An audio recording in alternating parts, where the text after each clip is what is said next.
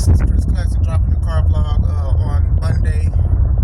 This is a week of new beginnings for people, work week, school week, or just a new chapter in life. Nobody tells you, remember that God loves you, Christ loves you, and I love you as well. Remember that every time that we seek God, we seek Him with reverence. Even if we feel like He may have not answered how and when He wanted to, just be prepared that the answer we get may not be what we want, but it'll be the best thing for us. Or maybe it's not even for us to understand. I don't like to sugarcoat a lot of things, but at the same time, just be ready that God may answer your question, or He may get your attention in the worst way, because sometimes we just overlook things and think that we can do anything. Even Jacob, Jacob basically wrestled with the being of God, the entity of God, and got his rib broke. Make sure you subscribe to the Taking Home podcast, where I talk about professional wrestling topics. Make sure you also subscribe to CTO Ultimate Wrestling, my wrestling company, me and my wife's wrestling company. We have a show September 21st called Enter the Limelight, tribute show to Limelight Entertainment Studios. Shout out to David Green for being our #1 sponsor. So when you mix superheroes and comic books and a lot of good things, you mix it with wrestling, you get something very good for the community. So make sure you get those tickets on Eventbrite. They are very decent and fairly priced. I wanted to talk about the Judgment Day. Well, the Judgment Day is no more, but I wanted to say that they had a good run. I think they served their purpose as being a staple. They were a believable staple because they went with the strength in numbers, similar to what the Bloodline did. But I do think that, for the most part, Judgment Day basically differentiated themselves from the Bloodline. So I think they did a great job with that. I think having a woman in the stable, Rhea Ripley, was a big game changer. Knowing that the beginning of the group was Edge, Rhea Ripley, and Damian Priest, and then when Finn came in there, they kicked Edge out, and then Edge got his lick back.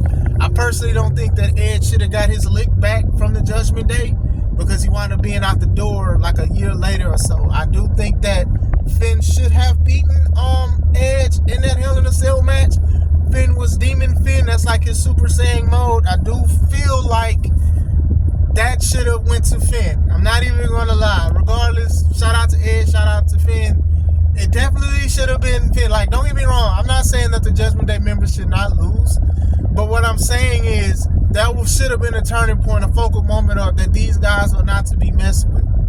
I know that Edge did a little back and forth with them, with his wife, but nothing really materialized from it, to my knowledge. If it is, then I apologize, but I don't think it was something. I remember the I Quit match from Finn, and then he said he quit, and then the Hell in a Cell match. Yeah, but going into it, they served their purpose.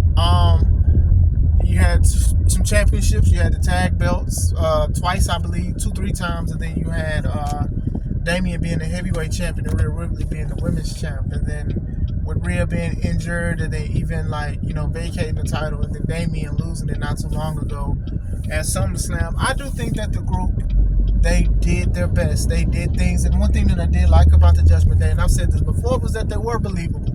Like, if one person is going against somebody, there's no way that the person in the Judgment Day should lose, because the referee is only one referee. They don't have referees outside and stuff like that. So I think they did a great job with that. The only time stuff will be even is if they jump somebody before, or they have friends and people will come out and attack them. Like, it was very, very believable. There was a time in WWE where if you were in the stable mates were goofs, and they would mess up, or they'd be neutralized real quick or whatever like that, or they always had a bar from ringside. And that's another thing that I did like that WWE didn't do. They didn't always bar them from ringside. It was like only a few matches. It wasn't like an always big thing. And if they weren't at ringside, you knew that they was about to come do some screwy stuff. It works. It definitely works. And I think what they're doing now, obviously they should have a name change. I heard there's going to be one. It doesn't need to be Judgment Day anymore. Like, we already have a Bloodline 2.0. They're not calling themselves that, but Tribal Chief and all that. We don't need another Judgment Day. So now the new group is Liv Morgan, Dominic Mysterio, Finn Balor, JD McDonough, Carlito. Now, I'm going to say this. I love Carlito. When I was younger, I grew up, I was looking at Carlito spitting his biggest apple in people's faces, stuff like that, and multi-time Intercontinental Champion and stuff like that. I like him, but man, I don't want to say he he kind of out of place. I ain't even gonna lie. Like, I get it though. I get it because people were complaining that they put a lot of the Hispanic and foreign wrestlers in LWO or whatever group Santos Escobar is in. I get it. I do. Because they just shoehorned a lot of people together, and it was just like, why y'all doing this? All this with Rey Mysterio, Santos Escobar, Dominic, who was in the Judgment Day, was also being a part of some of the matches. It was so much, and I understand why they put Carlito somewhere else, to the point that he was like basically hiding in the Judgment Day's camp, and he was a part of it. But man, if I said one person was out of place, it's him. But I think that's what they want to do, and I think they do it well. So if they kick him out soon, I wouldn't even. I'd understand why. You know, he tries to play his part. I remember Damien said it before. You know, they kicked him out. You know, you got to play your part. But going back into it, I do think that they did great. I think the time is come and gone. They don't need a Judgment Day 2.0. I can definitely see Dominic and Liv going against Rhea and Damien, and I can see the other guys having something to do with it. You look at the views on YouTube, and a lot of people are still rocking with this storyline. There's millions of views. Like, some people, they just in the 6-digit view count. But when you look at anything that say Judgment Day, you see anything with Damian Priest, you say anything with Rhea Ripley, it's over 1 million views. So that just shows you just how interested people are in it. Now, how it began, a lot of people was like, I don't know about this, because around the time Judgment Day started with Edge, Rhea, and Damian Priest, Malachi Black had his group, the House of Black. So people was like, oh man, this is a blatant copy. And at the time, it might have actually been. Like, I'm not even going to lie to you or whatever like that. But like I said, when I made the comparison video, there's levels to it. And to me, AEW did no services to the House of Black to make them seem like a legit group. And the bigger star that came out of it was Julia Hart. And that's not a knock towards Julia at all. It's just that she won a championship. And they won the Trios Championship, but at this point, who hasn't won the AEW Trios Championship? I don't even know who's the Trios Champion now, because they also have the ROH Trios Championship. And I think Dustin Rhodes and two of the Von Erichs, the third generation, the kids got that. But I couldn't tell you who's the AEW Trios Champion. So, with that being said, because people love Malachi Black. People love his moves. They love all of the stuff. They love Buddy Murphy. They love Brody King. They love all of these guys. But AEW, like, at this point, if you put both of these groups together, you'd be like, one of them, you would think House of Black was a copy of them. And it's the other way around.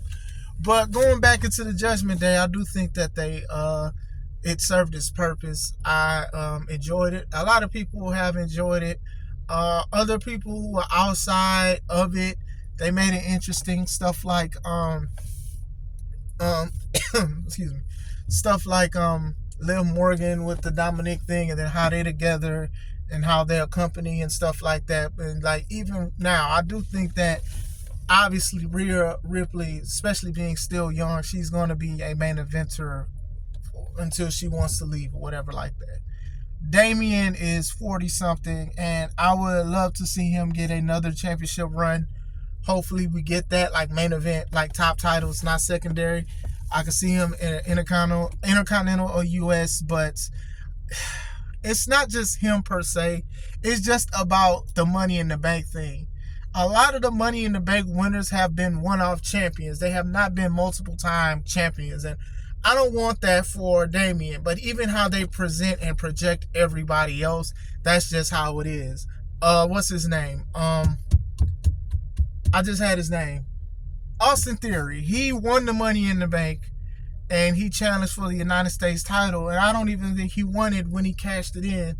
Of all titles to cash in for. Io Sky, she cashed in to beat Bianca, who just beat Asuka, I believe, for the belt. But then she lost to Bailey, and then now they're doing a group thing going against Zoe Stark, Shayna Baszler, and Sonya Deville. So I don't think she's going to go back into it. Tiffany Stratton, hopefully when she cashes in, she's going to be a main eventer and stuff, because most of the time for the past few years, Money in the Bank wins have been like one-offs, unless a solidified main eventer has already won it, like what's his name, Drew McIntyre. He won it and he cashed it in, and I do wish somebody else could have won it, but it is what it is. But like for the past few years, it hasn't really elevated somebody to like literally like stay in the main event. I mean, Liv Morgan is a 2-time women's champ now because she beat Becky or whatever, but she had cashed in on Ronda, but then she went back and forth a little bit, and then she lost it to Ronda eventually. But going back into it, yeah, like for the past few years, it's just like it hasn't really like elevated people. You know, Big E won it, and he cashed in, and then after all of that, I felt like when he lost to Brock, he was never going to be a champion again. And it's not to say I'm trying to be negative, but it's just what it is. Like, make the Money in the Bank should basically elevate people to main event status. Not everybody, but it should make it special. Have long reigns. Most of these people have had it for like 5 to 6 months, and even though that's a long time, some even less than that.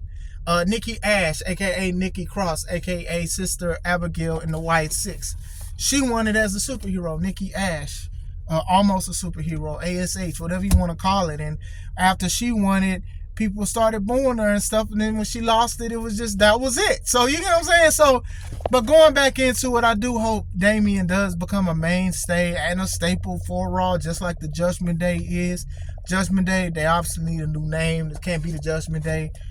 Got to find something for Carlito to do. But let me know what you guys think. I think they definitely served their purpose. Did you like the Judgment Day? What was your favorite moment in the Judgment Day? What's going to go on with Damian Priest and Rhea Ripley? So I hope you guys have a wonderful day. It's Chris Classic. Let's take it home.